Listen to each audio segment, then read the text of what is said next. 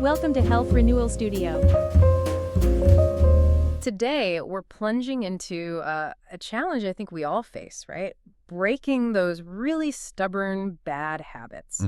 You know, whether it's that late night snack calling your name or getting lost in an endless scroll, maybe pushing off an important task. Yeah, We've all felt that frustration of knowing something isn't good for us, but still finding it incredibly hard to stop. It's pretty universal, isn't it? it absolutely is. And what's truly fascinating, I think, is that it's not simply a matter of willpower or, a lack of it, which is what people often assume. Right. Most folks think dopamine is just about pleasure, feeling good. But the real sticky part of bad habits, it actually comes from dopamine's role in prediction and anticipation. Oh, It's the brain's drive for the promise of reward, maybe even more than the reward itself, that really locks us in.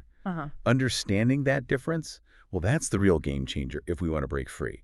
That immediately gives a deeper perspective on something we usually just chalk up to laziness or, lack of self-control. Exactly. So our mission for this deep dive is clear then. We're going to explore the compelling science behind why these habits get so deeply ingrained in our brains. And then, maybe more importantly, we're going to uncover actionable science-backed strategies you can actually use to reprogram your mind. Like actually rewiring your brain for better, healthier habits. Yeah, practical steps. Think of this as your shortcut, maybe, to understanding this powerful internal thing and gaining, real control over your daily actions. Okay, so let's unpack this. Let's start with the main player here. Dopamine. Right. It gets tossed around a lot as the feel-good chemical, and yeah, it's involved in pleasure, but that description really kind of undersells its power, doesn't it? It really does. From what we've seen, it's much more accurate to call it a motivation molecule. It's less about the feel-good after you do something, much more about the drive, the push to seek out rewards. It's like the engine that gets us going before we even get the thing we want. That's such a crucial distinction. And what's really powerful here is how this seeking behavior just gets so deeply ingrained. How does that work exactly? Well, when you repeatedly do something like checking your phone constantly or maybe mindlessly grabbing that sugary snack, your brain isn't just watching, it's actively learning, it's predicting. It starts to expect a dopamine hit from that specific action. And this expectation, this anticipation, that creates a really powerful neurological pattern. Like a groove in the brain. Kind of, yeah. It's almost like your brain saying, hey, I remember this path. I know there's a little feel-good moment at the end. Let's go. It stops being random. It becomes this predictable sequence the brain relies on. And this predictable sequence, that's what scientists call the habit loop, right? Exactly. We're probably all familiar with the basic idea, that cycle of cue, routine, reward that drives so much of what we do automatically. But for our deep dive today, let's not just define these parts. Let's really explore maybe the subtle psychological traps within each one that make them so incredibly hard to break. Is there a particular part of this loop people struggle with most? That's a great question. Because, while all three parts are crucial, people often stumble the most with the cue. The trigger. Yeah, the trigger. It's so often subtle, maybe subconscious, sometimes it's internal, like a feeling, not even an event. Right. So people focus on stopping the routine, the thing they do. But if they don't understand what kicks it off, well, they're fighting blindfolded. Like thinking the cue is seeing the cookie when actually it was feeling stressed 5 minutes earlier. Precisely. It might be, I felt a moment of stress after that tough meeting, not just, I saw a cookie. Identifying that real cue is key. That makes so much sense. Okay, so let's break down these three parts, keeping those subtle tracks in mind. First, the cue, as you said, the trigger. It could be internal, like feeling bored or stressed, maybe just tired, or external, like walking into the kitchen. Yeah, or a specific time. Like that 3 p.m. slump time, yeah. Yeah. Or even just seeing a notification pop up on your phone. It's that first signal telling your brain, okay, time to launch that program. Right. Then comes the routine. This is the action you actually take when the cue hits. The habit itself. Yeah. Yeah. So if the cue is boredom, the routine might be grabbing chips. If the cue is the phone buzz, the routine is opening TikTok or Instagram. It's the behavior, often done without much, conscious thought. Almost automatic. And finally, the reward. This is where the dopamine comes in, right? Yes, that's the payoff phase. It's that little hit of satisfaction, maybe a tiny bit of pleasure, or even just feeling relief for a second that makes your brain go, okay, noted. Let's do that again. Exactly. And that's how the loop gets stronger every single time, right? Yeah. paving that neural pathway deeper and deeper. Indeed. And what this really highlights is something profound about how our brains work. Your brain, trying to be efficient, literally rewires itself to seek comfort and familiarity through these loops. It's trying to help in a way. It is. It's trying to automate things, make life easier. The problem is, it does this even if the habit is actually harmful or, gets in the way of your bigger goals. Right. And this automatic wiring, that's why just deciding, okay, I'm stopping this, is often, well, not enough. Your conscious willpower is basically up against these deeply ingrained pathways the brain spent ages building. So it's not really a fair fight if you're just relying on determination. Not usually, no. Oh. So if willpower isn't enough, what is the secret then? How do we break these patterns? That's the big question. And the really good news, the empowering part, is that we're not stuck with these loops forever. Definitely not. Just like they're formed, they can absolutely be reprogrammed. We're talking about genuinely physically rewiring your brain. And the key here, this is super important, seems to be taking small, consistent steps.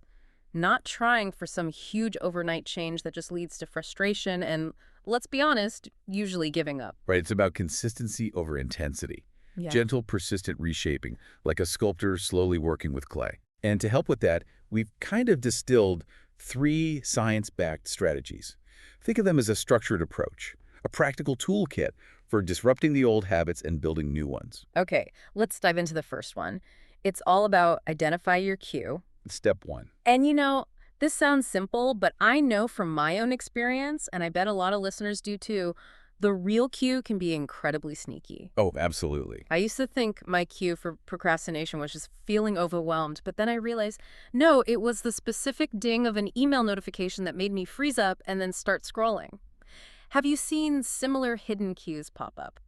How do we uncover them? That's a fantastic point. Hidden cues are definitely common. People often mistake the symptom, the feeling right before the habit, for the actual trigger. Ah.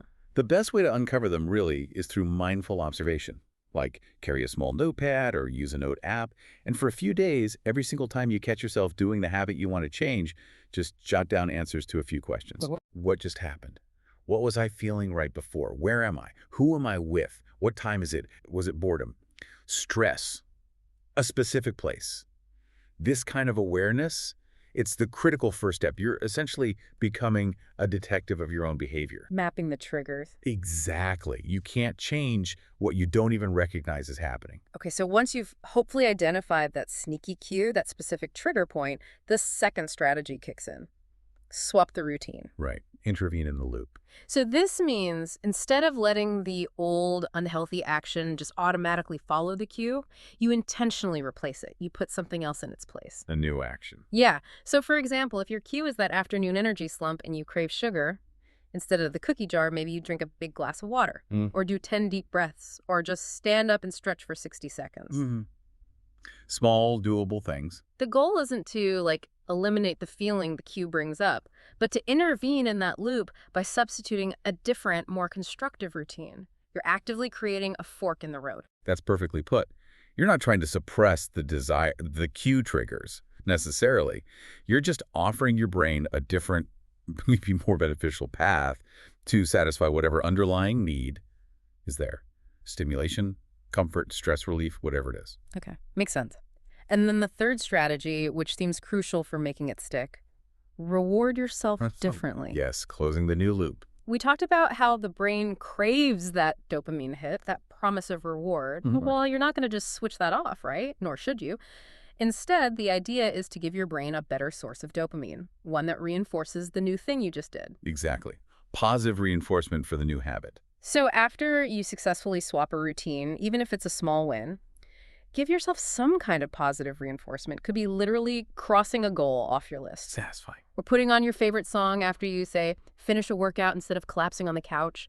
Or just taking a moment to genuinely acknowledge your progress, like a little mental high five. Yes, these alternative rewards give your brain that positive feedback it's looking for, but now it's linked to the healthier action. It reinforces the new behavior you want. It's like teaching your brain a new kind of satisfaction. Which raises an important point. Yeah. Why do these small actions actually work? Like, what's happening in the brain? Yeah, what's the mechanism? It's because they are actively creating, or maybe strengthening, new neural pathways. When we talk about rewiring your brain, it's not just a metaphor. We mean tangible, physical changes. Really? Yeah. Every time you consciously notice a cue, swap the routine, reward yourself differently, you're strengthening the actual connections between your brain cells, the synapses. Wow. There's a process called long-term potentiation.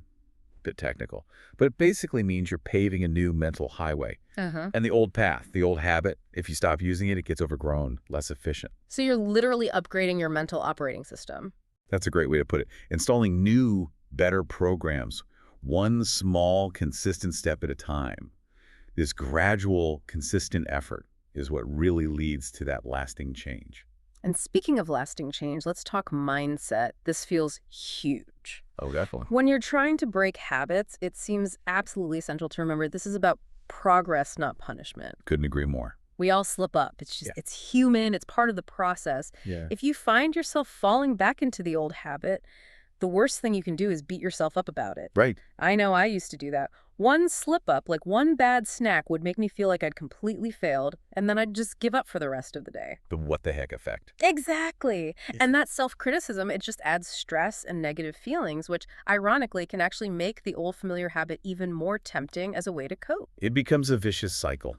Be kind to yourself, acknowledge the slip, maybe see what you can learn from it, and then just gently guide yourself back to the new routine. No drama needed. That kindness aspect feels key. And it connects directly to the next point, right? Yeah. Creating a supportive environment. Yes.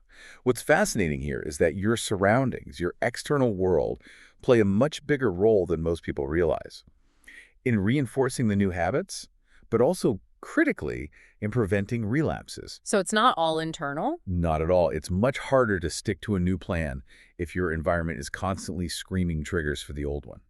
We really tend to underestimate the power of those external cues. I totally get that. Makes perfect sense. Easier to fall into old patterns if your house or your phone is basically set up for them. Right. So how can we be strategic about designing our surroundings? Our sources had some great actionable ideas for building an environment that supports your goals, not sabotages them. First off, keep temptations out of sight. Out of sight, out of mind. Yeah. Or at least less top of mind. And let's be real about this out-of-sight thing. It's not just about willpower. It's about reducing the mental effort, the cognitive load. Every time you see that bag of chips on the counter or that tempting app icon on your phone's home screen, your brain has to actively work to resist it. It drains your resources. Exactly. By removing it, making it harder to get to, or ideally just getting it out of your immediate environment completely, you're essentially outsourcing some of that self-control to your environment. Making the healthy choice the easier choice. Right. Freeing up mental energy for the good stuff. I remember reading about a study where people ate significantly less candy just because it was moved from a clear jar to an opaque one. That's the kind of power we're talking about. Simple changes, big impact. Another key step is to surround yourself with supportive people. Ah, the social aspect. Yeah. Share what you're working on with friends or family who will genuinely encourage you, who will celebrate the small wins with you, rather than, maybe people who might tempt you back into the old ways. Right.